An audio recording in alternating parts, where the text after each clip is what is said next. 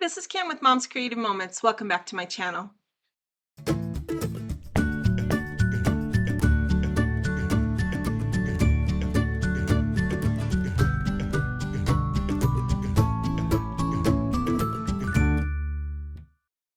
Little bird told me recently that all these times that I have been referring you to another video to learn how to do a frame or how to gut a page, I have I actually don't have a video that just focuses on how to do a frame with clips and without clips and how to gut your page. So I decided let's do a 101.5 video all about just that. So that's what today's lesson is on.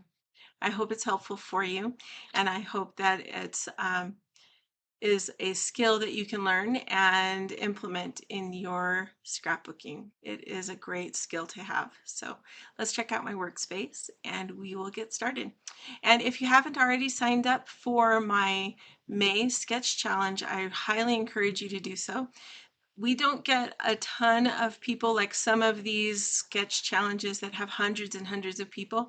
So the odds of you winning a prize are pretty good because we have really low, fairly low numbers, at least so far, because I'm just starting out doing this. So I would love it if you would sign up and participate because it is a lot of fun. You do get a lot done and it's not expensive. So go to the registration link that is in the description of this video and come and join us. It's going to be great.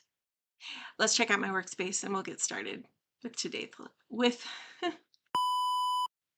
let's check out my workspace and we'll get started with today's lesson. All right, so here's my workspace for today. And so a couple things I just thought I would mention. If you have one of our CM 12-inch trimmers, that is what I'm going to tell you. You really need a CM 12-inch trimmer to do this. Now, it's not impossible to do it on another trimmer, but everything that I'm going to share with you today is going to be based on using our Creative Memories 12-inch trimmer. It's fantastic and everyone needs one.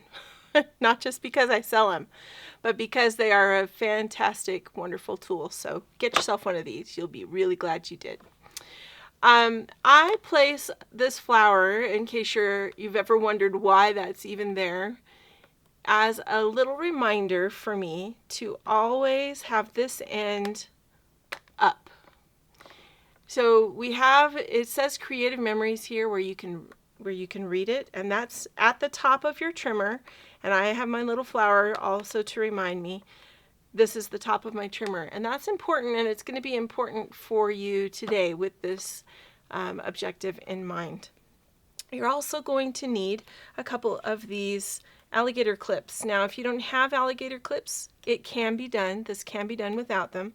I will show you, but it is going to be far easier if you've never cut a frame or gutted a piece of paper if you have these alligator clips. Now, the term gutting a piece of paper may be new to you, and if it's not, I apologize, but I am going to take just a second and explain. So when we gut a piece of paper and make a frame, we do so, let me show you here. We take the center out of a piece of paper for a couple of reasons. We take the center out so that we can lighten the page, because as you can imagine, if you don't need this here and you've got layer upon layer upon layer of things on your page, it can really make your page heavier over multiple pages, of course. So if you can take this out because you don't need it, then that stretches your paper. It economizes your paper, and you can then use this piece on a different layout and stretch your paper a little bit farther. Plus, it will make your page lighter. Okay? So those are huge benefits to learning how to make a frame or learning how to gut your pages. And that's what we're going to do today. So I already mentioned that. So anyway, If you don't have this size alligator clip, it's perfectly all right to use a larger one. They will work too. I just happen to prefer these smaller ones, and so that's what I'm going to show you how to use today. But if you want to use a bigger one because you have bigger ones, be my guest.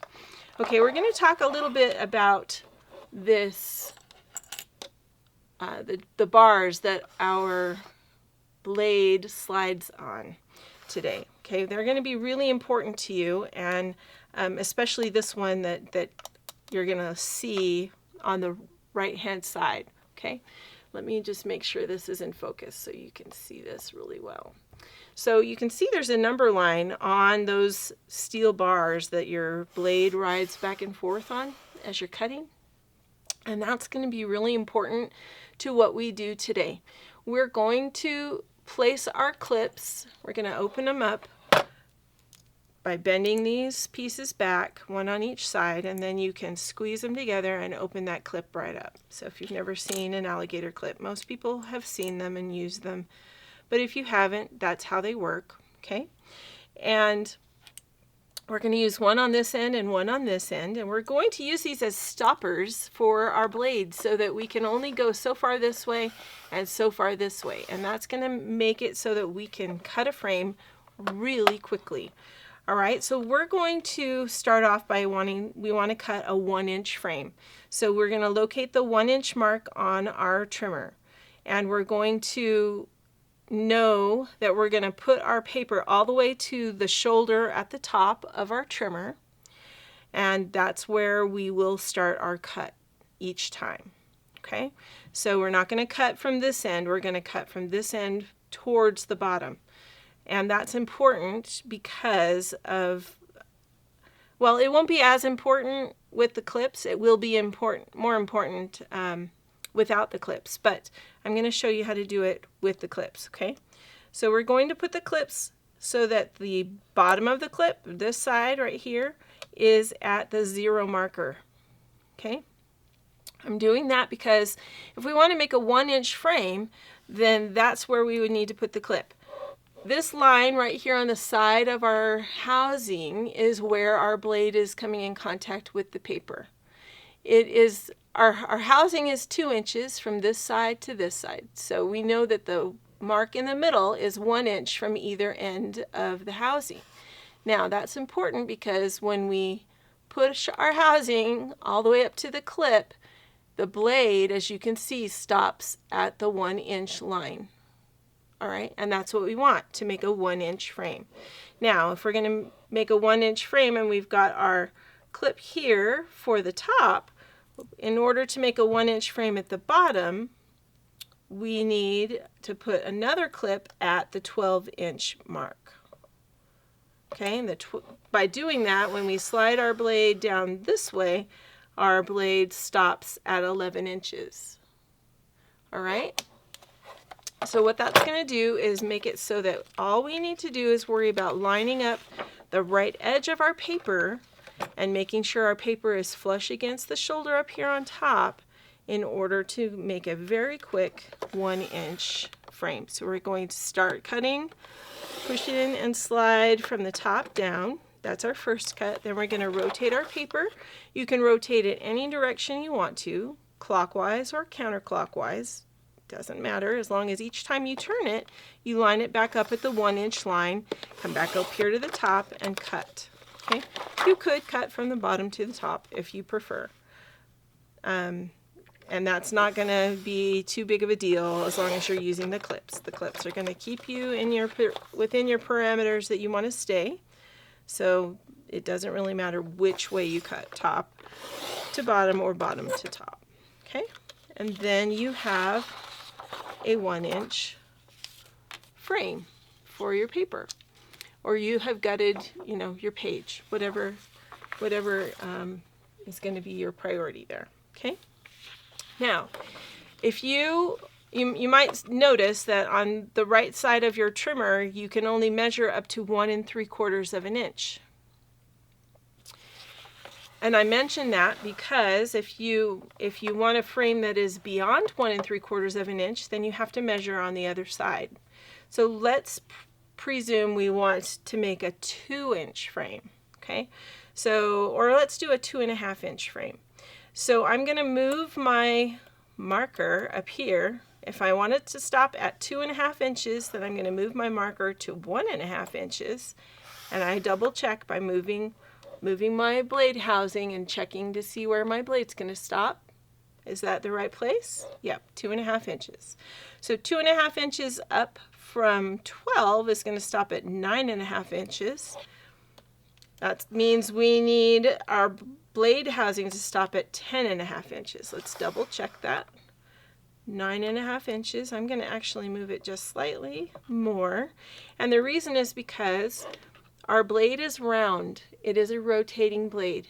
And when you have a rotating blade, it's a little harder to get absolute precision for where it's going to stop, because it all depends on how much you push this down into your trimmer as you are cutting. All right, so you might have a little bit of a crisscross overlap in the corners, but you won't notice it. Once you put your layout together, believe me, it will disappear. So don't worry about that. Okay, so 2.5 inches.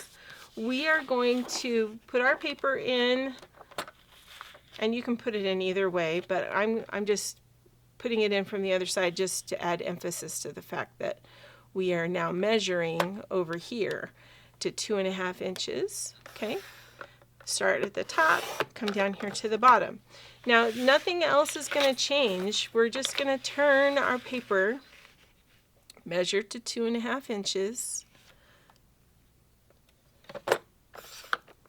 and cut.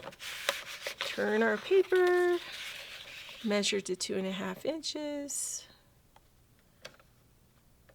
make sure it's straight, and cut. Turn our paper one more time, measure to 2.5 inches, and cut. All right, so then we have a 2.5 inch frame, which is super fun. And this would be neat if you cut a smaller frame and layered it on top. Or, you know, there's multiple things that you can do with this. Another fun thing that you can do with our trimmer is, you might recall, we have all these decorative blades on the back. And if you cut your frame using a decorative blade, it adds a really unique and nice element to your layout. So choose a decorative blade next time you make a frame, and I think you'll be pleased with your results. Okay, so let's talk about what you do if you don't want to use these clips, or maybe if you don't have these clips to use. Okay, so if we take our clips off, it is entirely possible to make a frame without needing the clips. It is a little trickier, and you do need to understand where your blade is hitting so that you can make it hit in the same place each time. But let's do a 1.5 inch frame this time. So I have placed my paper out here to the 1.5 inch mark, and I'm going to start my blade so that start my housing so that the blade starts at 1.5 inches. To do that, I measure 1 more inch down, and that's 2.5. And that's where I'm going to put this lower edge of my housing. Okay, so I'm going to move it up here so you can see. I'm going to move this until this edge of my blade housing is at the 2.5 inch mark. And that's where I'm going to start my cut. Okay, so I'm going to cut there, push down, and I'm going to slide. So there's my cut started. Now where do I stop? I want to stop at 10.5 inches. Which means I go 1 more inch down to 11.5 inches, and that's where the lower edge of my housing is going to stop. So we're going to bring this down all the way to 11.5 inches and stop, and then rotate my paper and repeat just like we did the other frames. Now the only difference is, because we've now got a cut in our paper, and we have our line on the side of our housing that tells us where we are cutting, we can line that line on the side of the housing up with the cut that we made in the paper and start there and not stress about where we are on the measure ruler on this side. Okay, so it just depends on how you prefer to do it.